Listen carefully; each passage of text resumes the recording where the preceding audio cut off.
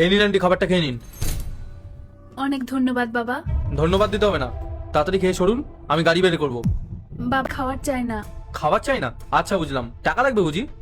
না বাবা, আমার টাকাও চাই না। টাকা চান না, খাবার চান না, তাহলে ঠিক কি চান আপনি? আসলে বাবা, তোমার ফোনটা একটু পাওয়া যাবে? একটা খুব জরুরি কল করতে হতো। দেখুন আন্টি, আমি তো আপনাকে চিনি না। আপনি যদি আমার ফোনটা নিয়ে পালিয়ে যান, তাহলে আমি আপনাকে কোথায় খুঁজবো? না বাবা, আমি কোথাও যাব না, এখানে দাঁড়িয়ে আমি ফোন করব। তোমার ফোনটা কাকে ফোন করবেন আপনি?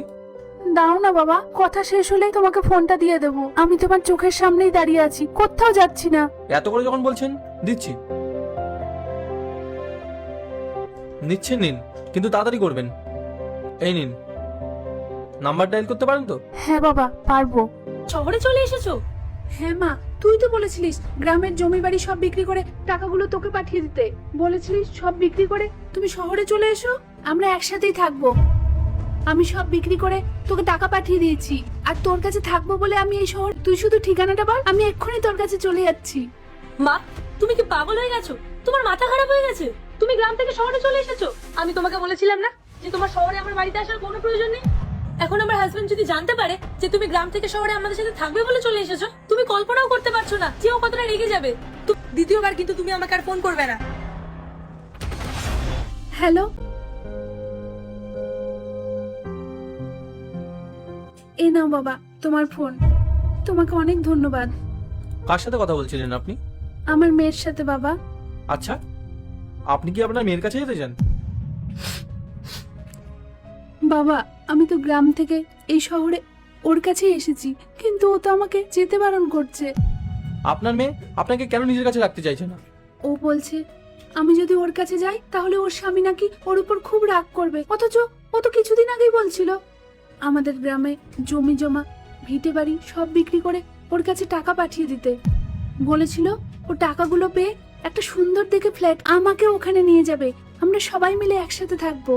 আর ওর কথা বিশ্বাস করে গ্রামের সেই সম্বলটুকু বিক্রি করে সব টাকাগুলো আমি ওকে পাঠিয়ে দিলাম।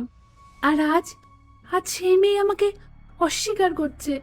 কত কষ্ট করে আমি ওকে পড়াশুনো শিখিয়েছি, কত আশা নিয়ে আমি ওকে ভালো একটা পরিবারে বিয়ে দিয়েছিলাম, আর আজ সবকিছু হারিয়ে আমি পথে বসেছি। কিছুই বুঝতে পারছি না আমি কোথায় যাব। সত্যি আন্টি, আপনার সাথে যা অন্যায় হয়েছে তা ভাষায় প্রকাশ করার মতন না। যেই মেয়েকে আপনি কষ্ট করে মানুষ করলেন, সেই মেয়ে আজ আপনাকে বোঝা মনে করছে। সত্যি, মানুষের মন যে এতটা নিচে নামতে পারে তা ভাবাই যায় না। কি আর করা যাবে বাবা, আমার কপালে যা ছিল সেটাই হয়েছে। খুব কষ্ট হয় এটা ভেবে যে একটা মা বাবা তার সমস্ত কিছু দিয়ে সন্তানকে বড় করে তোলে, আর শেষ বয়সে সেই ছেলে মেয়ে তার মা বাবাকে দেখভাল করতে পারে না। আপনি ঠিকই বলেছেন আন্টি, কিছু টাকার লোভ আর স্বার্থপরতার জন্যই আজকের দিনেও মানুষ নিজের মা বাবাকে ভুলে যেতেও কিছু পাওয়া হয় না। আমি এখন কি করব বাবা, কোথায় যাব? গ্রামে ফিরে যাওয়ার মতো এক পয়সাও আমার হাতে নেই, সবটাই যে আমি ওর হাতে তুলে দিয়েছি। এখন এই শহরে আন্টি, আপনি তো বললেন গ্রামের সব সম্পত্তি আপনি বিক্রি করে দিয়েছেন, আর এখন তো আপনার মেয়েও আপনাকে অস্বীকার করছে। তাহলে এই অবস্থায় আপনি এখন কোথায় যাবেন?